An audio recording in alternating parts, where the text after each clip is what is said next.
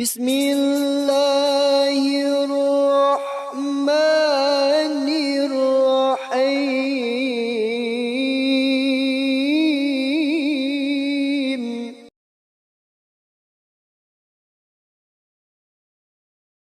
Memang masalah ini menjadi perdebatan di kalangan ulama, apakah Rasulullah berangkat bi jasadihi au bi ruhihi, fi manamihi au fi yaqdzatihi, gitu ya.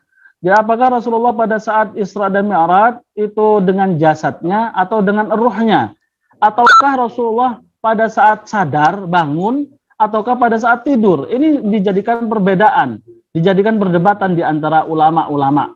Ya, dan paling rajih, pendapat yang paling kuat dari sekian perbedaan ulama, bahwasanya baginda Rasulullah Shallallahu Alaihi Wasallam melakukan perjalanan Isra dan Mi'raj ini bi jasadihi wa ruhihi, dengan jasad dan ruhnya. Ya, dengan jasad dan ruhnya melakukan perjalanan, karena ini mukjizat. Yang namanya mukjizat itu khariqun lil adah, di luar kebiasaan manusia. Ya, ini di luar kebiasaan, di luar nalar, di luar logika, karena mukjizat yang Allah berikan. Sebagaimana Allah berikan mukjizat kepada Nabi Musa, tongkat yang terbuat dari kayu itu mampu membelah lautan menjadi dua dan bisa dilalui oleh kaum Bani Israel yang saat itu dikejar oleh Fir'aun berserta dengan pasukan-pasukannya. Demikian juga bagaimana tongkat Nabi Musa menjadi ular, af'a, gitu ya, menjadi su'ban, ular yang amat sangat besar.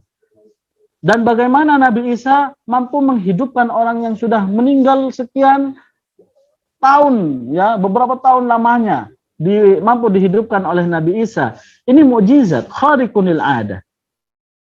Ya, keluar dari kebiasaan, keluar manusia.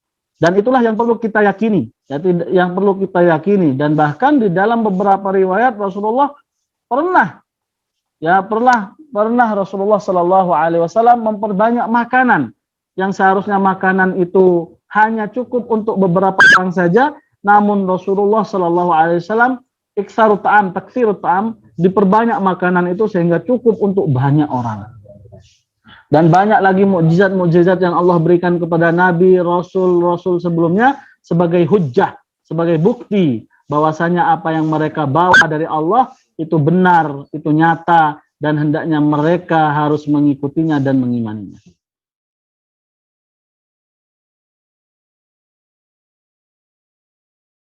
Baik, dalam Al-Quran Allah berfirman, "Fawailul lil musallin alladzina hum an salatihim sahun." Jadi yang dimaksud, beberapa penafsiran ulama yang dimaksud dengan as-sahwi, lalai, itu menggabungkan antara waktu dua sholat di satu sholat. Ya, jadi dia sebenarnya mampu menunaikannya di awal waktu, namun dia tunda-tunda sampai hampir masuk waktu sholat berikutnya. Itu yang dimaksud dengan lalai, ya. Kemudian juga ada beberapa di antara ulama yang menafsirkan as-sahwi, sahun, yang dimaksud ini adalah dia sholat, namun jasadnya doang yang sholat, tapi pikirannya kemana-mana. Pikirannya masih ada di pasar, pikirannya masih ada di mall, gitu kan. Pikirannya ada di mana-mana, ya, tatoyur, masih keliling-keliling gitu ya, menjelajah. Makanya dia nggak tahu kalau imamnya sudah ruku, nggak sadar. Dia masih tetap saja berdiri. Bahkan kalau sholat sendirian, dia lupa berapa rakaat yang ia sudah lakukan. 4 rakaat atau 3 rakaat gitu ya. Ya, kalau cuma sesekali saja nggak masalah, tapi kalau berkali-kali atau bahkan sering, nah ini tanda-tanda ini ya. Ya, ini di antara ulama mengatakan sahun, ya, lalai.